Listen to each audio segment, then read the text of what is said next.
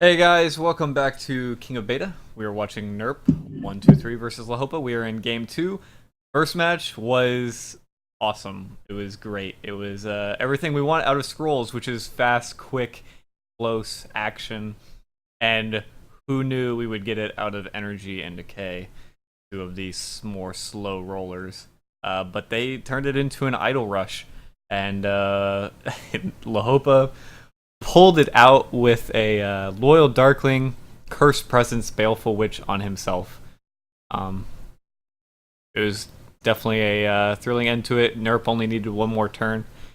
First thing we're going to look at is, are they going to change anything up? Does NERP want to change his deck? Because, I mean, it was a really good deck. It really got him pretty far, and you think maybe if he was a little, maybe if he didn't have the Rod Eaters deal at the beginning, might have had more luck, but let's see. He does change. He moves to Growth. Yeah, and this kind of looks like your standard, to coin the term that Iron Balls uses, Wolfpack growth, where it's focusing on kind of pumping up your Great Wolves and busting through the lines, getting them down, and just wrecking them. It's not as late game as a lot of Wolf growth is, where it's got the God Hands to just kind of decimate the field. So it's probably going to be a little bit more tempo aggro focused than a late game growth, but it's not hyper enchantment heavy. Try and end the game as soon as possible. Early game growth. Yeah, I mean, I love my Wolf decks, and what immediately looks different to me is the fact that this is not a God Hand deck. This is a deck that wants to get resources. It is running Great Wolves. It is running Quake. It is running Veterans, but it doesn't need to get up to 8, which is good. It actually does have its own God Hand though, in the form of Rallying and Crimson Bowl. And the nice thing about that is that it's a little more versatile. You don't need both scrolls together, but if you get them together, it is a God Hand, and you can still have a really good knockout punch that a normal God Hand growth does have. Yeah, and it looks kind of like he took out God Hand and because normally in this iteration, like the two contingent God Hands, just in case you get up there. It looks like he took them out for the occasionally seen Frostgale, which we don't see that much anymore, but it is effective at kind of pinging down units or taking out your one health like Mire Shamblers and things of that nature. Yeah, I've always loved the Frostgale against things like Order, where a lot of the things are 3 health, so a Quake will never do it. But if you can get out a Quake or a Frostgale, Yeah, or yeah. you get things down to 1 health quite a lot. So Frostgale is always nice.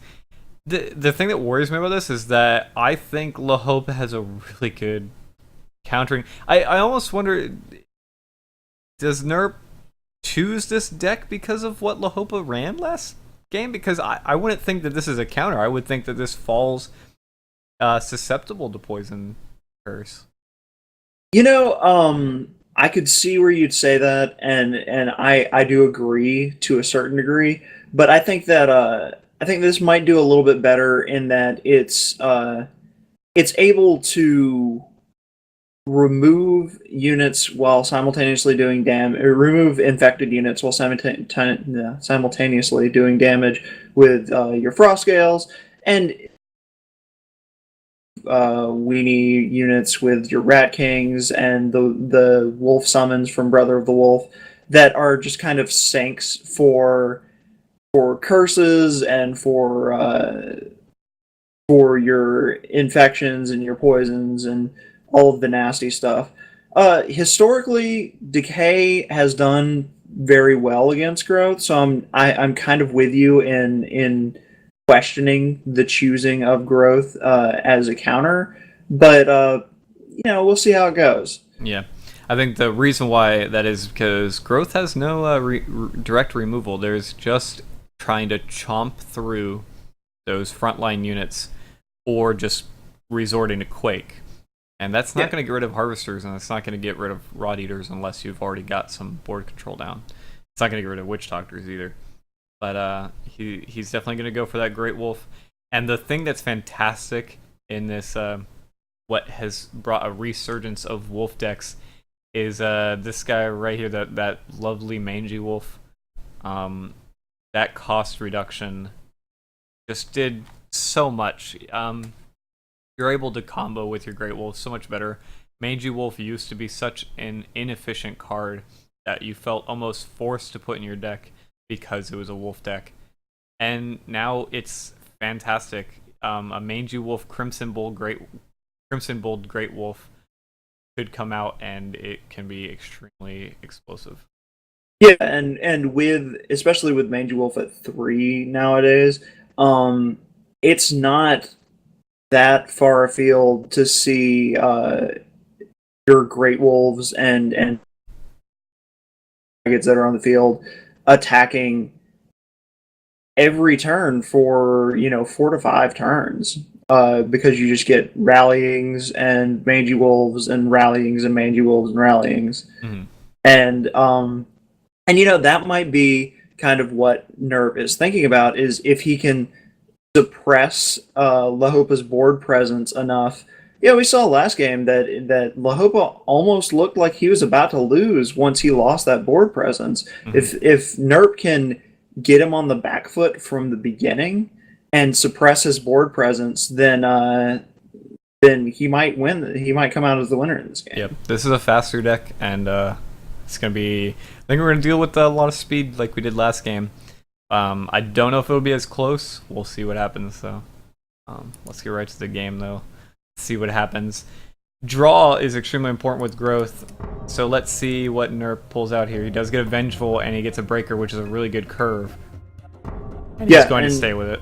On the whole, he's got a very good curve to begin with. Lahopaa's going to stick with his. That's an okay starting. Yeah, I think nice. I would have mulliganed that, though. I think I would have, too.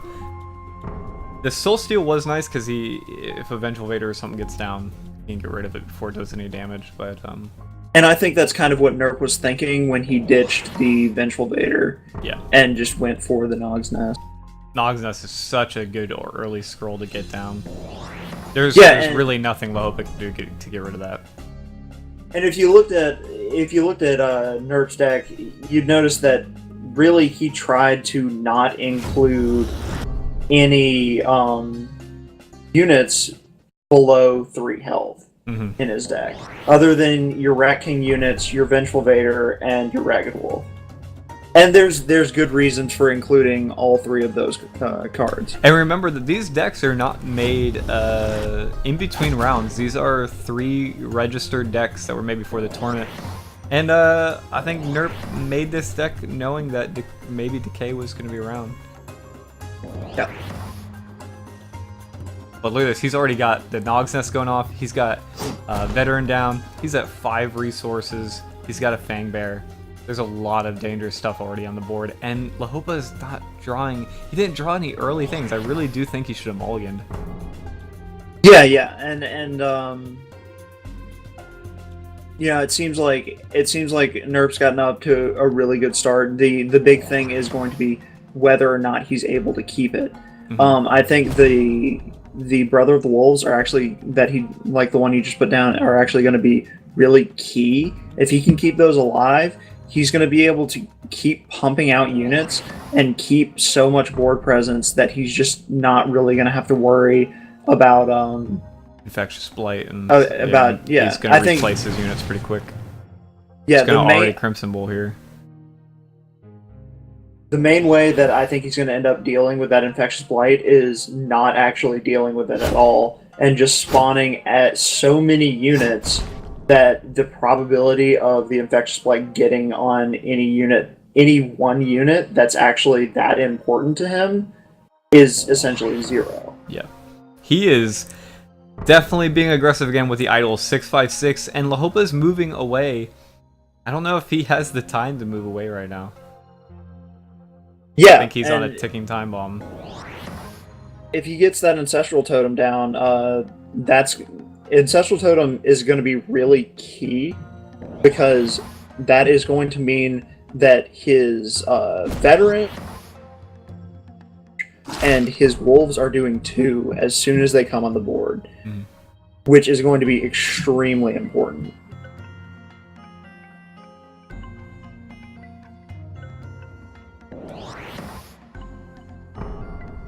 And Double Witch Doctor is a really good way to keep. It's really hard to get both of them going at the same time, so probably gonna keep that second Witch Doctor here.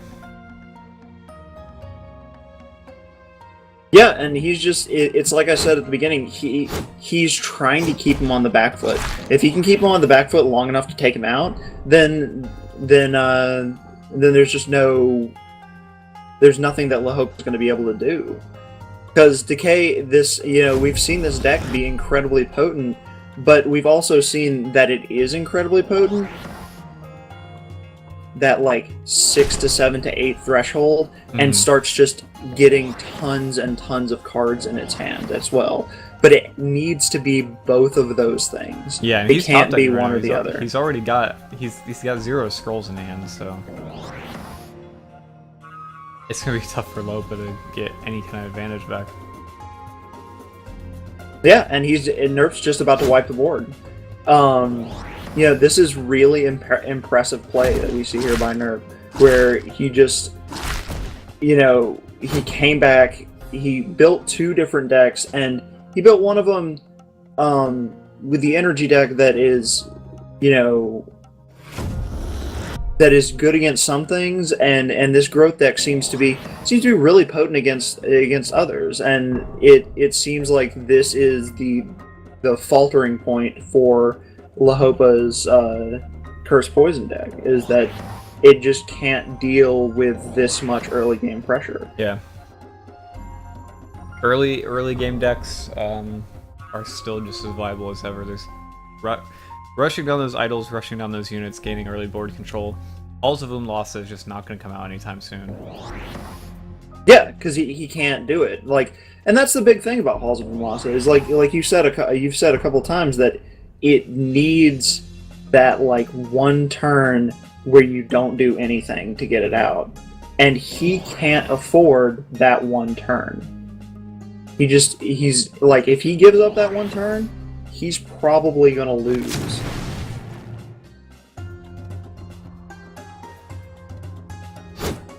This is actually there's the game.